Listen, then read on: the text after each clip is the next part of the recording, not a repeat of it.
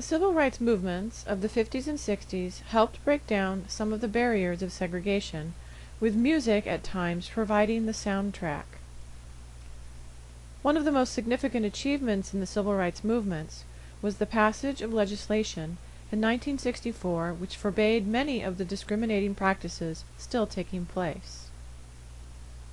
The following slides reveal some of the struggles African Americans experienced in nonviolent protests in parts of the U.S. that did not adhere to the newly passed laws. All of this was captured in Life magazine, which was the leading news magazine of the time. Virtually everyone subscribed to this publication, so they were viewing these photojournalistic essays from all over the U.S.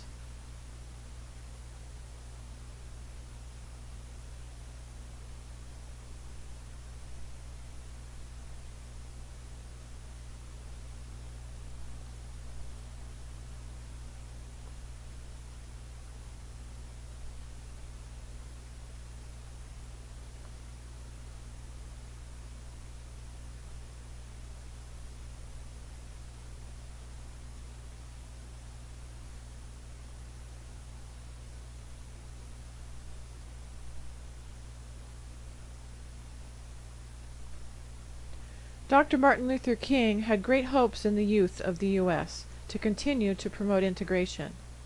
Berry Gordy, the founder of Motown, had a similar idea, but within the realm of popular music.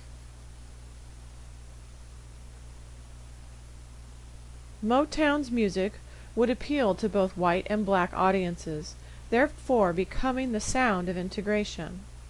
The Motown sound was often called the voice of young America.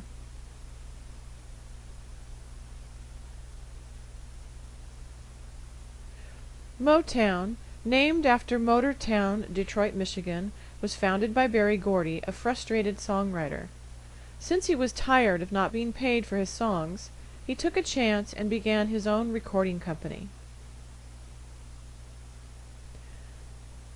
Motown's goal was to have well-written and performed songs that appealed to a broad audience, and they were successful in being the first all-African-American owned and operated music business that successfully marketed to white and black audiences.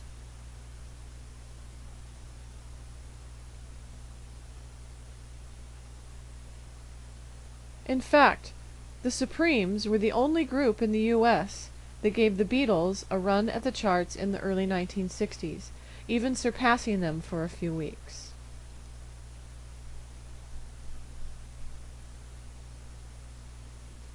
Gordy's formula included a concept based on the assembly line of the auto manufacturing industry, where every artist was groomed, choreographed, and polished to be as broadly appealing as possible.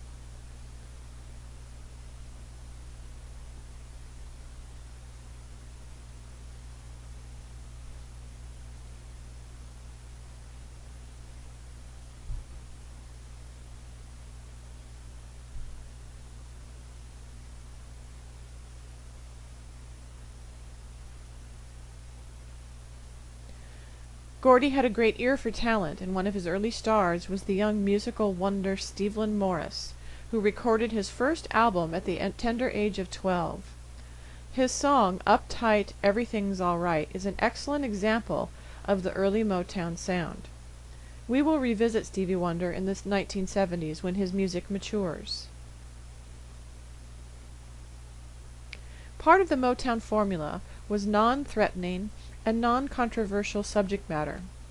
Gordy expressly avoided political subject matter and stuck to universal themes of love, novelty topics, and topics that are lighthearted.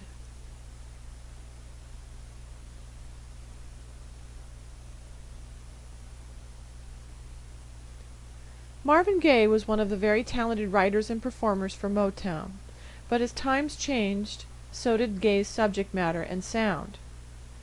Gaye was married to Gordy's sister, so many heated discussions took place, with Gaye trying to convince Gordy to let him go in a new musical direction. Gordy finally conceded, and Gaye wrote and produced his masterpiece album, What's Goin' On, which contains many tracks that reflect the Vietnam War, the environmental movement, and other timely subjects.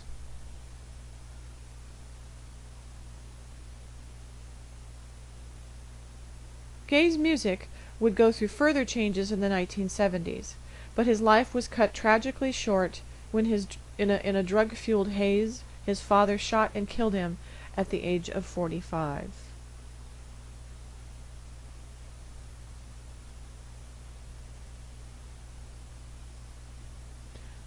For our course, we will be separating acid rock from psychedelic blues. Some texts combine these artists under one umbrella genre termed psychedelic rock, but we are separating them. The music and the artists in these genres have some similarities, but pay special attention to their differences, specifically with regard to lyrical treatment and lyrical importance. The perspective of recreational drug use was a bit different in the 1960s than later decades. There was a concept believed by many that taking some substances, LSD for instance, would expand the mind and ultimately create a more peaceful planet. The concepts were idealistic and misguided, but understanding this different viewpoint helps the overall appreciation of the music and the counterculture movements of the decade.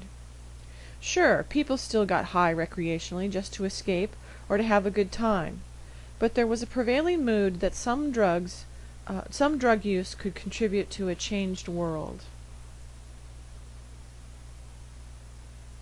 Many of the specific musical characteristics of both acid rock and psychedelic blues are similar.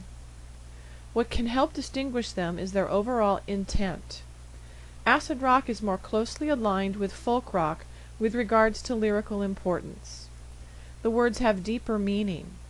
Sometimes they are based on fantasy, are symbolic, or have drug allusions, but overall the song's lyrics are of prime importance in these examples.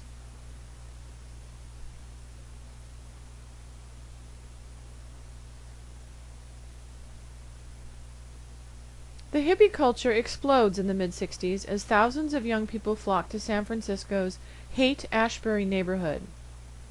Be sure and watch the short video excerpt in this week's box on the 1960s in the Haight. The main promoter of the music of this era was Bill Graham, whose venue, the Fillmore, was the home for many San Francisco bands like Jefferson Airplane and the Grateful Dead. Jefferson Airplane's song, "Somebody to Love," became the anthem for the summer of 1967, which was named the Summer of Love.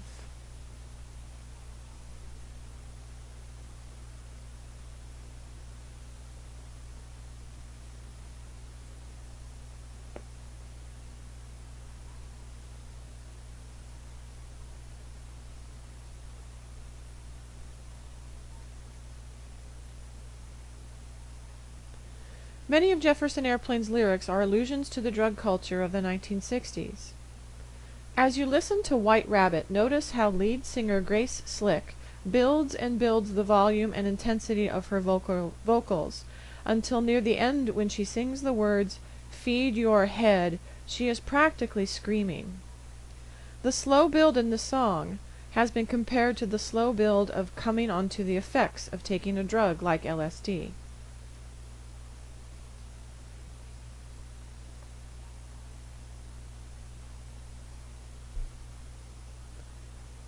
Probably the poster band for acid rock would be the Grateful Dead. They are a San Francisco local band with strong bluegrass roots. Their shows, many of which were free, included large amounts of acid-laced Kool-Aid, unusual images projected on the walls, and long jam sessions. They are the largest concert draw in the history of rock. This does not mean they earned the most money. U2 likely holds that spot. But the Dead has the most followers of the band. These followers are called Deadheads. These Deadheads often show up days before a concert with their camps, items for sale, and a general carnival or fair-like atmosphere.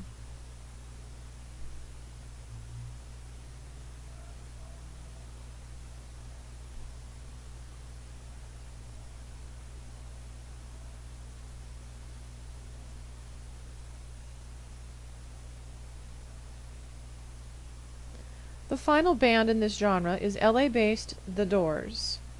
LA was not the focus of rock music yet, but it is here that two college students, Ray Manzarek, a music major, and Jim Morrison, a film major, met. They formed the band The Doors with fellow members Robbie Krieger and John Densmore, who both have jazz roots. Manzarek was a classically trained pianist with strong jazz roots as well. Their unique sound, combined with Morrison's lyric poetry, was a great combination.